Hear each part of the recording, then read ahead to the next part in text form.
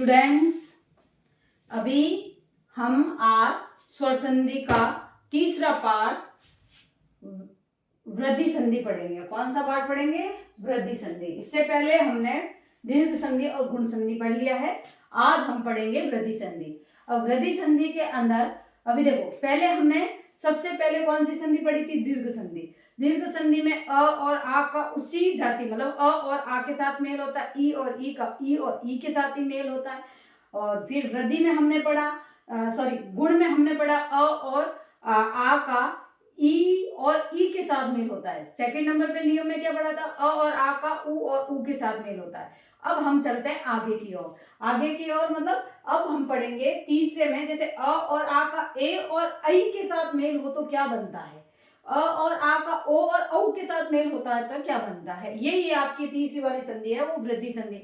वृद्धि का मतलब बढ़ जाना, एक मात्रा बढ़ जाएगी। जैसे अ और आ है, इसका ए और ए के साथ मेल होते ही, जैसे ए के साथ मेल हुआ तो एक मात्रा बढ़ गई, और ऐ पहले से ही है तो वो ऐ ही रहेगा।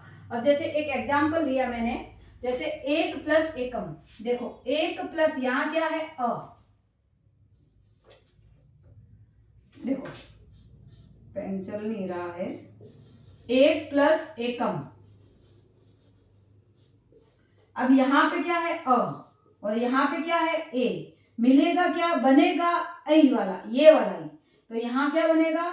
एकैकम, ये वाला। मतलब ये और ये दोनों मिलके ऐ बन जाएगा, एकैकम। जैसे ही सदा प्लस ईव, ये क्या बन जाएगा? सदैव। ऐ की मात्रा लग जाएगी। महा प्लस ऐश्वर्य, महेश्वर्य। महे ऐ की मात्रा, महेश्वर्य। अब बनता कैसे? देखो महा, महा में ह हम अलग लिख देते हैं और इसका आ निकाल देते हैं। इधर से ऐश्वर्य में ये ए और ये स्वर्य, ये पूरा अलग कर देते हैं। इन दोनों का आपस में मेल होता है और बन क्या जाता है? ये वाला ऐ। तो यहां पर ये ऐ की मात्रा किस में लगेगी? इसी में, तो महेश्वर्य। इस तरीके से ये संधि होती है। तो ये कौन सी संधि है? अपने वृद्धि संधि, जिसका पहला नियम हमने पढ़ा कि अ और आ का ए और ऐ के साथ मेल होगा तो ऐ बनेगा, और उसके एग्जांपल्स हमने देखे। अब सेकंड नियम है कि अ और आ का ओ और औ के साथ मेल हो तो क्या बनेगा? तो बनेगा औ। उदाहरण से देखें, जल प्लस ओग। अब जल प्लस ओग देखो क्या बनेगा? यहाँ पे क्या आया? अ, और यहाँ पे क्या आया? ओ। ओ, अ और ओ मिलके क्या बनता है? औ। मतलब यहां बन जाएगा आपके जलौग। इस तरीके से। अगला गंगा प्लस ओक, यहाँ क्या आया? आ, और ये क्या है? ओ, मिलेगा गंगौक। ओक का मतलब शरण, मतलब गंगा की शरण में। देखो संधि में ये जो दो शब्द होते हैं, इन दोनों का मीन निकलता है, तभी संधि होती है। तो यहाँ पे क्या लिखेंगे? गंगौक। आगे महा प्लस औदार्य, तो महोदार्य। इस तरीके से ये संधि कंप्लीट होती है। कौन सी? वृद्धि संधि। तो वृद्धि संधि हमने पढ़ी। वृद्धि संधि में आपको खाली याद क्या रखना है कि अ और आ का ए और ऐ के साथ मेल होता तो ऐ बनता है, और अ और आ का ओ और औ के साथ मेल होता है तो औ बनता है। इससे पहले हमने ये संयुक्त वर्ण पढ़े थे। देखो ए ऐ ओ औ, संयुक्त का मतलब क्या होता है? किसी से मिलके बनना होता है। तो ये जो ओ और औ, देखो ये वाला ए और ये वाला औ, ये वाला ए और ये वाला औ, ये आपस में इन दो वर्णों के मेल से बनते हैं, मतलब दोनों स्वरों के मेल से बनते हैं, इसीलिए इनको संयुक्त वर्ण बोला जाता है। ठीक है। अब जैसे खाली ये अ है, ये तो अ ही होगा, ये किसी के मेल से नहीं बना है, इसलिए इसको ह्रस्व बोला गया। संयुक्त का मतलब दो स्वर आपस में मिलकर तीसरा स्वर बना रहे, तो वो हो गया संयुक्त स्वर। तो अभी आपकी ये कंप्लीट हो जाती है वृद्धि संधि। अब हम आगे चलते हैं यण संधि की ओर। तो पहले आपको अगर इसको लिखना है, समझना है, तो आप इसको उतार लीजिए, स्क्रीनशॉट ले सकते हैं। हम नेक्स्ट पेज पे करते हैं यण संधि। चौथी संधि कौन सी हमारी? यण संधि। देखो यण संधि कैसे करेंगे अभी हम नेक्स्ट पेज पे देखेंगे। फ्रेंड्स, अब हम स्वर संधि की चौथी संधि पढ़ेंगे, यण संधि। तो यण संधि में अभी देखो हमने पहले जो पढ़े थे ना, इससे जस्ट पहले वाली संधि पढ़ी थी वृद्धि संधि। वृद्धि संधि में शब्द आगे वाला कौन सा था? अ और आ, इन दोनों में बाकी वाले स्वर जुड़ रहे थे। ठीक है। अब हम जब पढ़ेंगे यण संधि में ई और ई आगे आएंगे। पहला शब्द है उसका लास्ट वर्ण ई या बड़ी ई होना चाहिए, और उसी प्रकार पहले शब्द का लास्ट वर्ण उ या बड़ा उ हो तो यण संधि काम आती है। अब यण संधि में पहला शब्द कोई भी शब्द, जैसे मैंने यहाँ लिया यदि, यदि में ये लास्ट वर्ण कौन सा, दी, दी में मात्रा कौन सी है, ई, मतलब पहले वर्ण का अंतिम वर्ण ई या बड़ी ई के साथ खत्म होना चाहिए, और अगला जो स्वर, अगला जो शब्द है उसका पहला स्वर कोई भी अन्य स्वर हो सकता है। अन्य स्वर मतलब ई और ई को छोड़ के बाकी कोई भी स्वर हो सकता है। जैसे बनेगा क्या, देखो ई और ई मिलके अन्य स्वर के साथ मिलके य बनेगा और अन्य स्वर वैसा ही रहेगा। मैंने एक उदाहरण लिया है यदि प्लस अपी। देखो यदि प्लस अपी को तोड़ो आप, य तो ऐसे ही रहने देते, दी को तोड़ देते हैं, त प्लस ई है, और यहाँ पे है अ प्लस पी।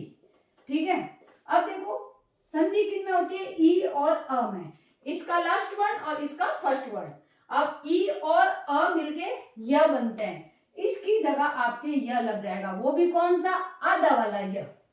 ठीक है, और ये साथ में बन जाएगा पी, मतलब वो वैसा का वैसा रहेगा। अब यहाँ पे आपके स्वर क्या बनेगा, देखो ये जो यदि प्लस अपी था ये शब्द बन जाएगा आपके यद्यपि। अब लिखेंगे कैसे, यद्यपि, यद्यपि, जिसको हम यूं भी लिखते हैं। ये शब्द आपके इस तरीके से, ये भी आधा ही है तो ये शब्द बना यद्यपि, मतलब य वर्ण, तीसरा ही कोई नया वर्ण बन रहा है य।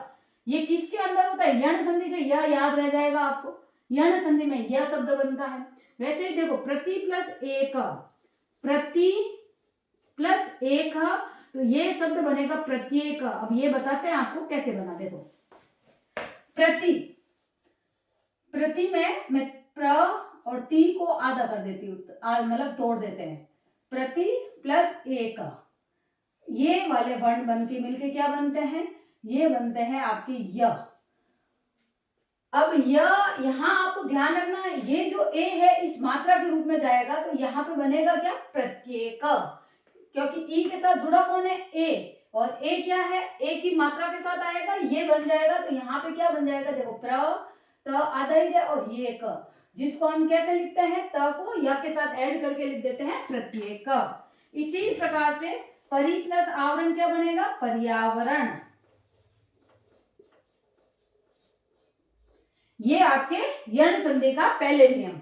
अब सेकंड नियम क्या है कि उ और उ, छोटा उ और बड़ा उ, उसके साथ में उनको छोड़ के, मतलब उ और उ को छोड़ के कोई भी अन्य स्वर जुड़ता है तो वो व बनता है।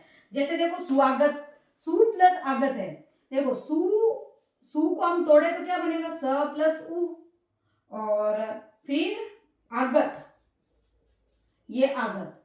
अब मेल किन में होता है, इनमें, और ये बनेगा क्या, व बनेगा, आ की मात्रा तो हम इसको वा लिखेंगे, और स आता है तो हम यहाँ लिखेंगे स्वागत।